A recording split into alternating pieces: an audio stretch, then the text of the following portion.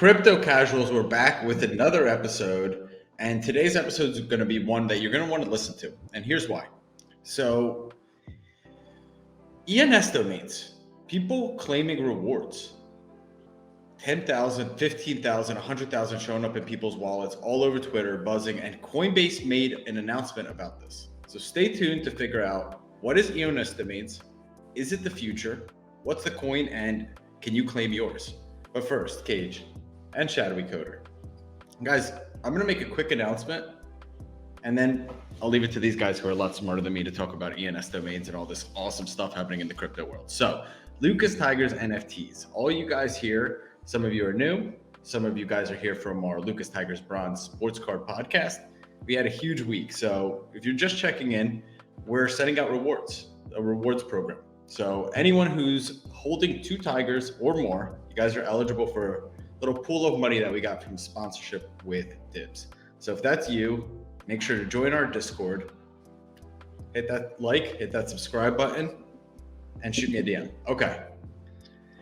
It's hard, Cage. We go from Lucas Tigers Bronze right into crypto casuals. My brain's still in a pretzel. I'm trying to calibrate, so I'm going to need help from my partners today. I hope that's okay. So guys, let me give you a preview. So AndrewGoldberg.eth. I registered this domain maybe a month ago, not knowing what it was. Cage gave me a call and he said, register your domain, AndrewGoldberg.eth. I knew nothing about it, didn't look at it. It reminded me of the Top Shot days, Cage. Hey, Andrew, make sure sometimes those calls are good, sometimes the calls are no good. Sometimes the calls work, sometimes they don't work.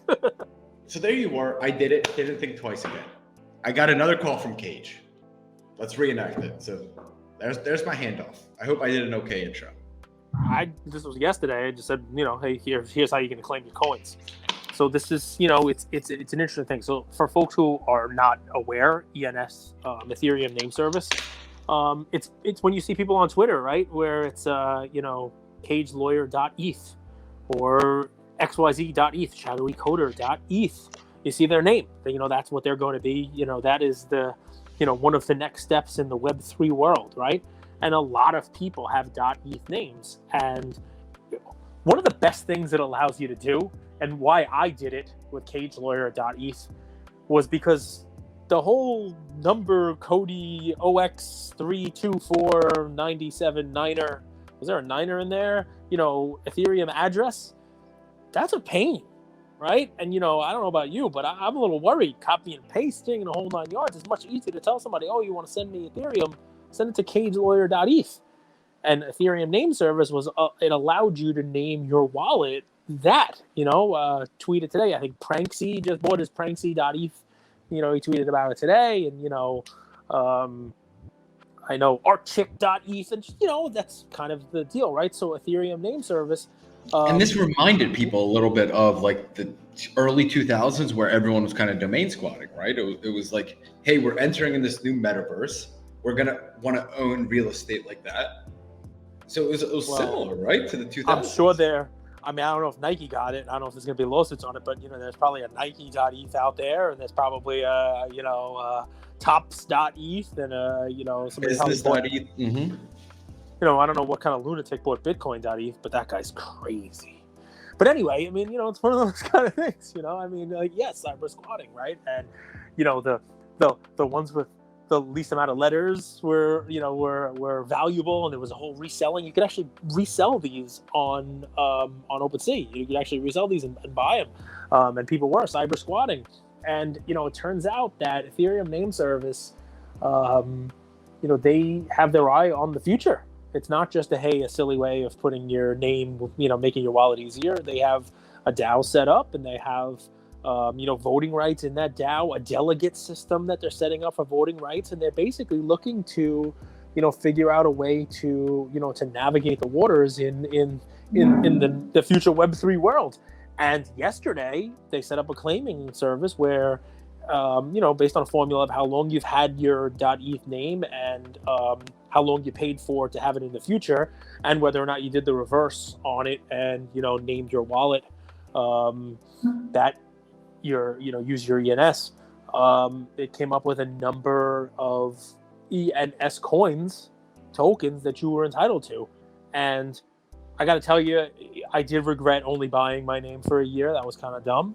I wish I bought it for my whole life. I think they capped it at 8 years of tokens. But some people out there got a lot of tokens. This token was released last night. I think you have until May 4th to claim it, assuming you were, a holder by the time, their snapshot was taken last week. But I think the token opened at 33 or so dollars. And I think as we record this, it's sitting near 45. So 44.88 at this present moment. Got as high as 52 earlier, 52 and change. Now who knows where that's going to go? Shadowy Coder might have some insight on that. I have no idea. But it basically was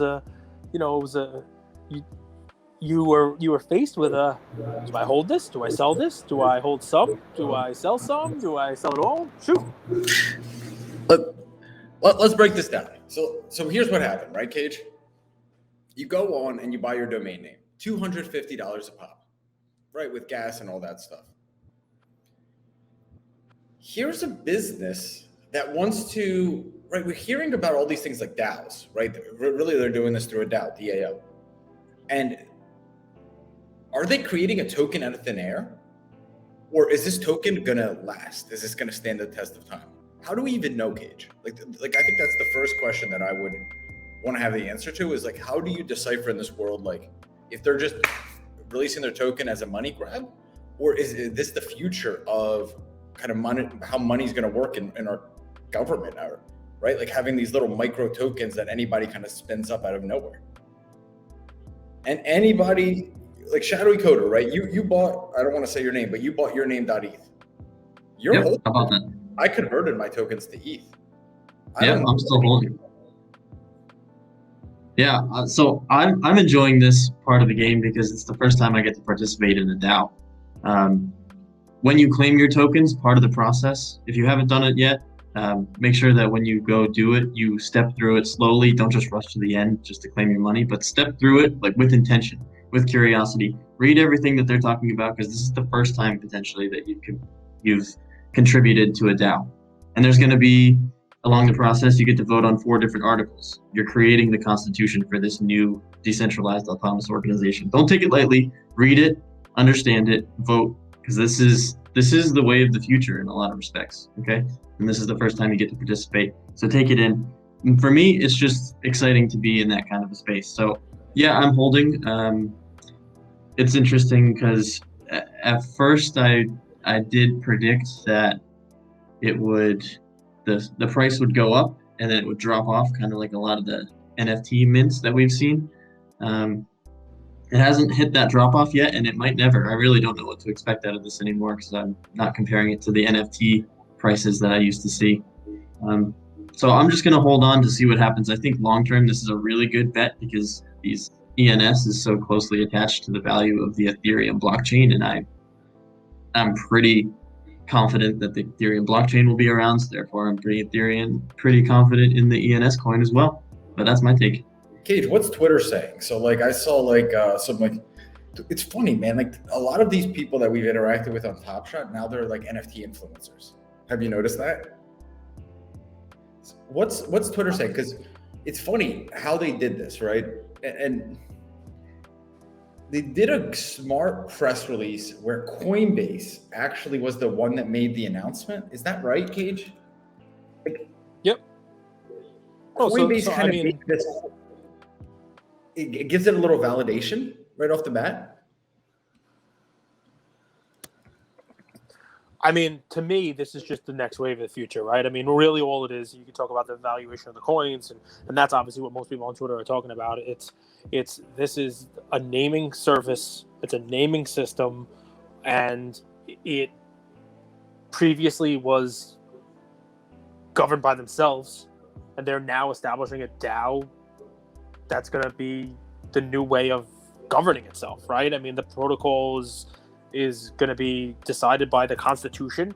If you claimed your tokens, you had to vote on Constitution. You had to vote on, delegates. You had to vote on all this stuff. And basically, they're passing over control of their treasury, the future funds, and control of the .eth registrar contract that basically is in charge of pricing and registration mechanism for .eth and names. They're passing that over to their DAO, which is now in the hands of the people who own these tokens, right? 25% were given out to, people who had the .eth names, another 25% to their, Discord members and early adopters in their team, and then another 50% will come out after that. So really, this is like, what I would say, it's a pretty clean case study for what should be a DAO, right? This is like the perfect example of what a DAO should be used for, right? And yeah, it allows. They created their own money cage. They basically created their own money out of thin air. It's not money per se. It's voting rights. The token is, you can think of it as money, you can think of it as a bunch of stuff, but basically, those tokens will allow users to vote on an ENS constitution, right? Which would be guidelines for the community. And that vote, I think, is up for a week, right? So even though you don't have to claim till May 4th, I think it is, you have to vote within this first week. I think the vote's up from the 8th to the 15th. And then once the distribution process is finished, that token holders, the people who still own the tokens, they get to vote on protocol parameters like pricing and other key components of the whole business. So that's really what it is. You want to call it shareholders. It's as close to a shareholder kind of system as it is. That's what the DAO is. It's not something that's not been done before. People have done stuff like that. There have been other, tokens issued by other companies like this. But, this it's been the buzz. It's definitely been the buzz of Twitter. What I've seen, by the way, that the upshot, and you can take this wherever you like, is most people are selling and buying NFTs. Really? Yeah. Like they're using the ETH to go and get like the NFT, because NFTs have been getting crushed. Guys, I don't know if you realize this. Like, gas is the highest I think I've ever seen it. And it's crushing any NFTs that are basically, is it fair to say, below 0.5 ETH? It's almost impossible to buy them. Yeah, well, listen. If you look at it, today, you look at buying something even inexpensive, 0.1, 0.05, whatever it may be, something small. You want to add one to your collection. Gas was like $250, $265. You saw it. You tried yourself. Yep. You're like, it doesn't matter what the price of the NFT is. All of a sudden, because of gas being as crazy as it is, most likely a lot of people claiming their ENS tokens. Let me just recap for you guys. So this is me. This is a case study of Goldberg. And Shadowy Coder had the exact same example. I registered andrewgoldberg.eth. Yesterday, Cage calls me, says, follow these steps. And guys, if you want, go to how to claim your ENS Air Drop if you've bought one of these, okay? I claimed the tokens, and there's 376 in there. I go to convert them to ETH, and that's $15,000. So just because I registered andrewgoldberg.eth, I got $15,000 in ETH in my wallet. That's crazy. And there has to be hundreds of me, right? Like, I'm not the only one. And it's cool to see, like, that's going to stimulate the whole ecosystem, right? Like, that's going to make NFTs go up. That's going to make ETH go up. That's going to make more purchases, more volume. Am I right? Like, it's a stimulus package for the ecosystem. Yeah, I think it's a stimulus package for sure, for especially the smaller fish that are playing in the sea, like me, like you, probably too. So it definitely is stimulus. You mentioned something earlier about just creating money out of thin air, and that's what it feels like at first too. But it's important to remember that there's no money being created out of anywhere here. Like, for example, I own 378 tokens, and they're worth $15,000, but I don't own $15,000. Somebody else does. If I'm ever to sell my tokens, that's the only time I get $15,000. So money's never been created here. We're just transferring it from someone else who has loads more. And I think the other interesting thing that I've been seeing, I want to add, is if you go onto this cool website I just found, which is Dextools Io, you can start seeing all the trading volumes for ENS. So let me quick share your screen. Yeah, I'll share my screen. Keeping tools like this in your back pocket pretty valuable. So you're going to want to take this one down. You should have registered for longer than a year. That was on you. You had to eat. Don't make that face. Don't. So here we are. Dextools.io. I didn't understand what he just said.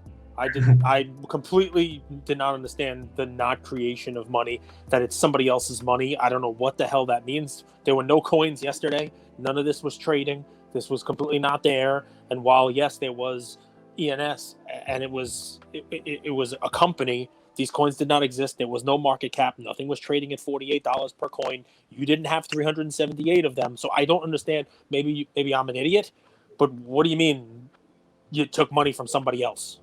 Cool. We'll stay on this for a second then. So Yeah. I don't have $15,000. My coins are worth $15,000, but I don't have $15,000.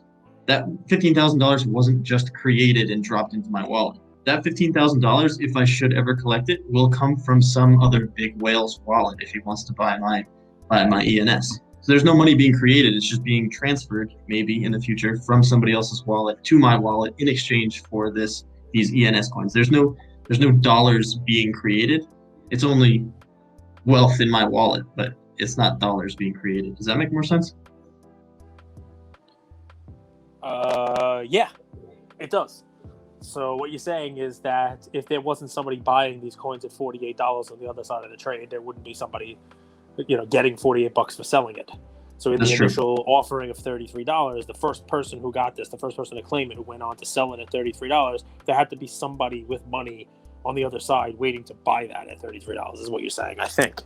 Exactly. And the seller's wallet with fiat currency, seller's wallet went up by $33 and the buyer's wallet went down by $33. So net zero. No money is being created. It's just being transferred in a new fashion, in a new currency, in this ENS currency. There's one component of money that we don't talk about, and I'm glad we're kind of going down this rabbit hole, so to speak, is trust, right? The way you create money is through trust. So that person who is on the other end of that transaction trusts that the ENS ecosystem is going to be around in the future. And that's why a press release like the one they did with Coinbase was so imperative. So Coinbase said this about it. So we're taking an active role in the ENS Domains DAO to support the future of ENS. We look forward to the community's response and plan to provide our collective expertise to support a decentralized identity standard. You could assign us as a delegate here, which is kind of cool, right? Like the way you create money is by creating a trusting community. See, no? See or no? Yeah, for sure. I think that's totally accurate. And that's what's going to happen that's what people are trying to create in their Discords when they release these PFP NFTs. But that's what is happening already with people like Tom Bilyeu or, Gary Vee. Sorry to hype on those guys' names all the time, but they already have that community filled with trust. That's what's been useful for them. So we beat this ENS thing to the ground. Anything else interesting for you guys in the crypto world? So ETH is at record highs, Bitcoin's at record highs. What other topics do you think that someone out there who's just getting into this game? Remember, our audience is different than most of the audiences out there. They come over from sports cards, they're legacy investors, they're stock investors. They're hearing about these record high returns in ETH and crypto and all this stuff. And they come to this channel to not feel like people are talking down to them. You guys can see we're trying to understand all this on the fly, because yesterday I didn't have $15,000. Now I have a month's rent at my beautiful villa paid for. I'm covered. I hope someone drops me some more tokens next month. But anything for you guys? Yeah, I got a little thing. It helps to be involved in this community so early. Like anyone who's listening to this is listening to our episode 6. You're in this early, which is great, which means you get to learn all of these lessons as soon as possible. So if you missed this ENS drop, maybe you didn't get to claim any of these tokens, but at least you're here to see what's happening and you get to see what could happen in the future. Now you're better equipped to prepare yourself for another ICO, whatever might come in the future, because be sure it's going to happen again. And so if you're curious about this now, you can look at a lot more ICOs coming in. For example, the gaming industry. The gaming industry on the blockchain is going to be a big one. Music industry on the blockchain is going to be a big one too. So look into projects that you can buy into or invest in some way. Be an early adopter in it before they have a coin, and then when they do ICO, you'll get pretty handsomely rewarded. And just look at this one, for example. This was a pretty handsome reward for adopting early.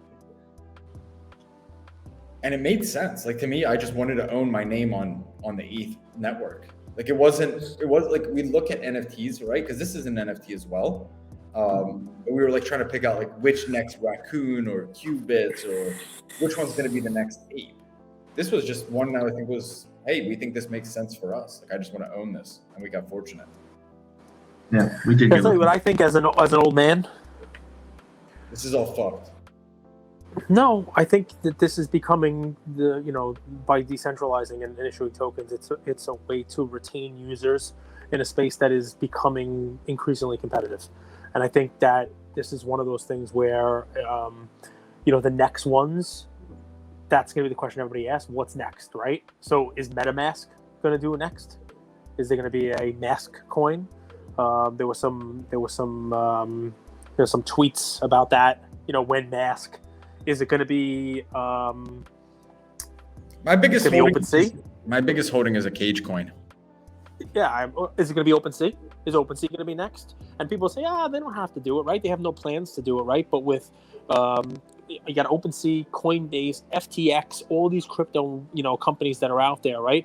They've all announced plans for their own NFT platforms, right? So you're going to have OpenSea, you have Rarible, you have Coinbase, FTX, you have all these places and other smaller companies that are stealing market share 100%.